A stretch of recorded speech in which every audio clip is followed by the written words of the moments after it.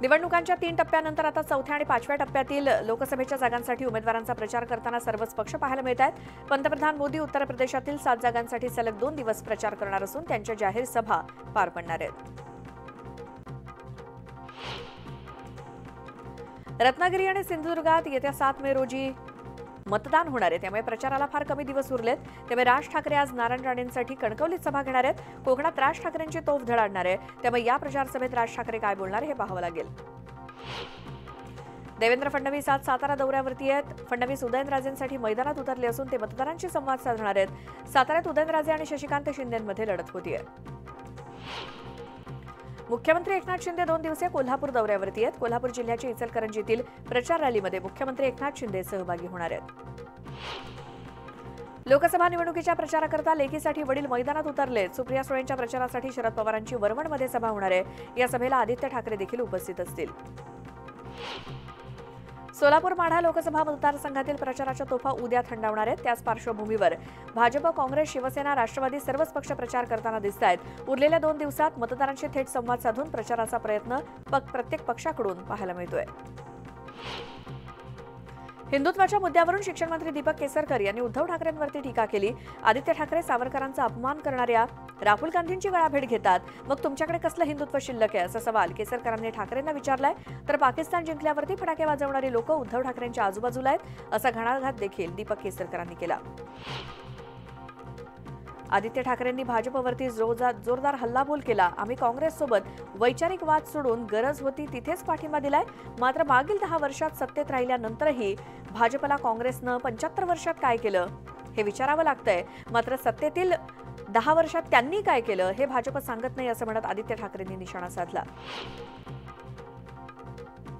आरोग्यमंत्री तानाजी सावंत यांनी भर सभेत खासदार ओमराजे निंबाळकर यांनी तेरणा कारखान्यातील भंगार विक्री केल्याचे पुरावे सादर केलेत। यावेळी टीका करताना ओमराजेंनी विकलेलं 1 कोटींचं भंगार विकत घेणाऱ्याला 2 दिवसात लोकांसमोर आणणार असल्याचा दावाही सावंतांनी केला। रामदास कदम यांनी जाहीर सभेत सुषमा अंधारेंवरती टीका केली होती। त्याला सुषमा अंधारेंनी प्रत्युत्तर दिलं। ज्यांच्यावर जसे संस्कार झाले ते तसंच बोलतात, असं म्हणत त्यांनी रामदास कदम यांच्यासोबतच योगेश कदम यांना देखील टोला लगावला। हेलिकॉप्टरच्या अपघातानंतर सुषमा अंधारे आक्रमक झाल्यात। अपघात होता की घातपात याचा पोलिसांनी शोध घ्यावा अशी मागणी सुषमा अंधारे यांनी केली। तर आम्ही जिवंत राहू नये असं प्रशासनाला वाटतंय का, असा देखील सवाल त्यांनी उपस्थित केला। कथित मद्य धोरण घोटाळा प्रकरणी दिल्लीचे मुख्यमंत्री अरविंद केजरीवाल यांना दिलासा मिळण्याची शक्यता आहे। निवडणुकांच्या पार्श्वभूमीवर केजरीवालांना अंतरिम जामीन देण्याबाबत विचार करण्याची शक्यता आहे, असं विधान कोर्टानं केलंय।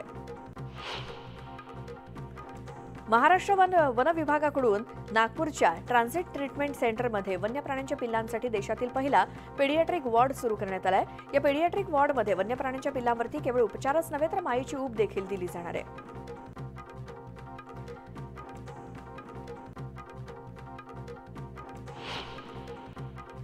नवीन उद्योग उभारणी न झाल्यानं निर्माण झालेल्या बेरोजगारीचा प्रश्न तसंच प्रक्रिया उद्योग सुरू न झाल्यानं संत्री उत्पादकांना बसलेला आर्थिक फटका, स्मार्ट सिटी आणि पंतप्रधान सडक योजनेची संथ गती इत्यादी प्रश्न नागपूर जिल्ह्यामध्ये कायम आहेत। उपराजधानीमध्ये साधन संपत्ती असूनही विकास संथ गतीनं होत असल्याचं बघायला मिळतंय। महाराष्ट्र पोलीस दलात 17,471 पदांसाठी भरती होतीये। 17,76,000 युवक युवतींनी या भरतीसाठी अर्ज केलाय। यामध्ये अभियंते, डॉक्टर्स, बीटेक आणि MBAची पदवी मिळवणारे सुद्धा आहेत। उच्च शिक्षित उमेदवारांची संख्या तब्बल 41% जास्त आहे।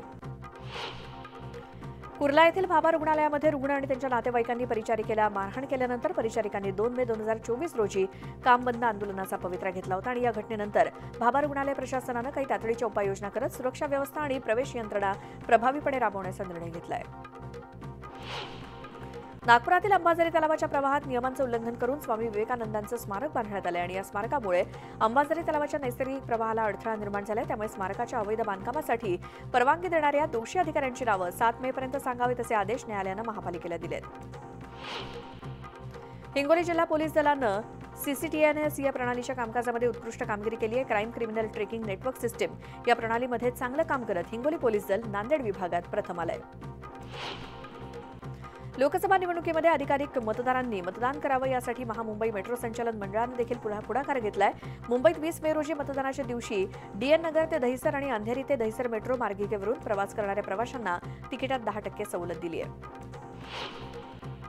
इंडिगो कंपनीला गेल्या आर्थिक वर्षात झालेल्या घसघशीत नफ्याच्या पार्श्वभूमीवर कंपनीनं आपल्या कर्मचाऱ्यांना दणक्यात बोनस जाहीर केलाय.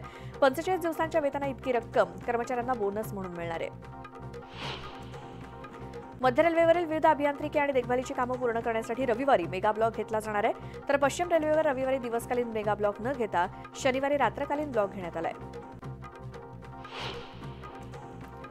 वारंवार पाठपुरावा करूनही मालमत्ता कर भरण्यास टाळाटाळ करणाऱ्या 6 ऑटो गॅरेज मालमत्ताधारकांवरती मुंबई महानगरपालिकेनं शुक्रवारी जप्ती आणि अटकावणीची कारवाई केली. या 6 मालमत्ताधारकांनी पालिकेचा एकूण 45,35,359 रुपये कर बुडवलाय.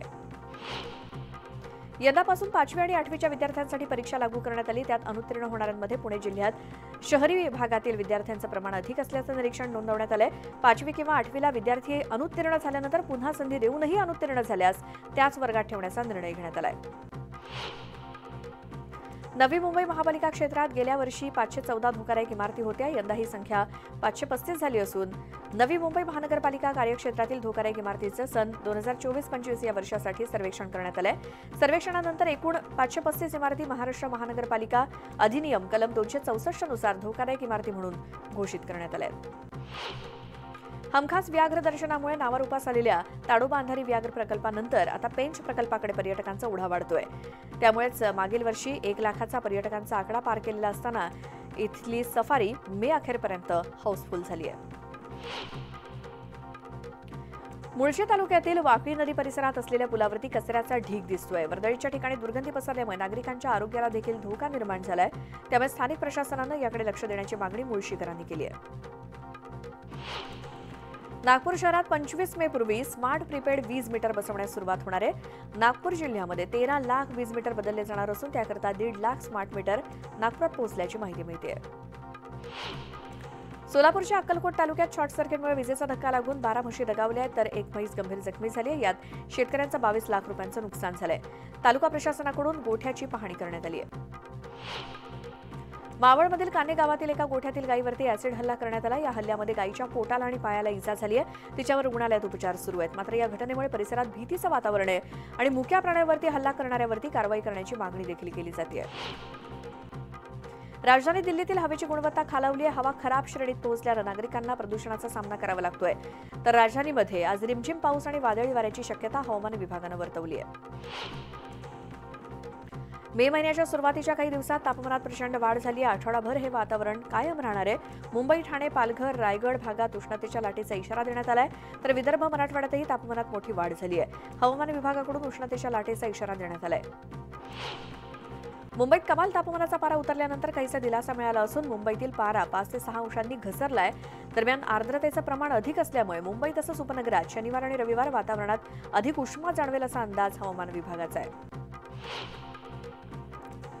सोलापूर जिल्ह्यामध्ये सध्या उन्हाचा पारा सरासरी 43 ते 44 अंशांपर्यंत पोहोचलाय. शहर आणि ग्रामीण भागातील घरगुती ग्राहकांसह अनेक शासकीय आणि खासगी कार्यालयांमध्ये एसीचा वापर मोठ्या प्रमाणात वाढलाय. दररोज 1280 मेगावॅट वीज वापर होतोय.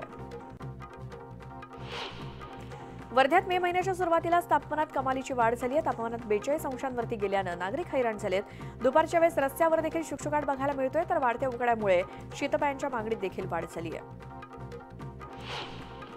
सोलापूर जिल्ह्यात दररोज 1280 मेगावॅट विजेचा वापर सुरू आहे आणि मुंबई विद्यापीठात पिण्याच्या पाण्याचा प्रश्न ज्वलंत बनलाय. ओसी नसल्यामुळे नव्या इमारतींना नियमित पाणीपुरवठा होत नाहीये. त्यामुळे विद्यापीठात दररोज टँकर मागवावे लागत आहेत आणि पाण्याअभावी उद्यानातील झाडं झुडपं सुद्धा जळून गेली आहेत.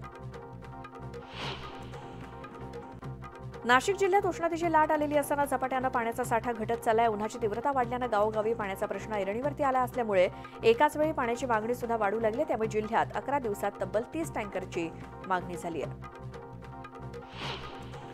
बासमती तांदळाच्या निर्यातीत भारत आघाडीवरती आहे. 2023-24 या आर्थिक वर्षात भारतानं मोठ्या प्रमाणात बासमती तांदळाची निर्यात केली.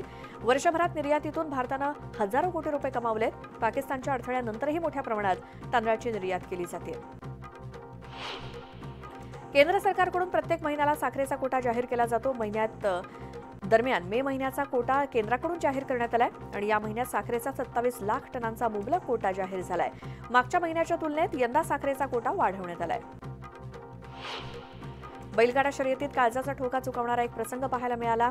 नितीन मेरगळ या बैलगाडा मालकाची बारी जुंपतेवेळी जुंपडेकरी हा बारी सुटून जुकाटाच्या मध्ये अडकला आणि या व्यक्तीनं चपळाई दाखवत थेट जुकाटाला घट्ट पकडून लटकत तसाच बैलगाडा घाट पार केला। या प्रसंगामुळे उपस्थितांच्या काळजाचा ठोका चुकला।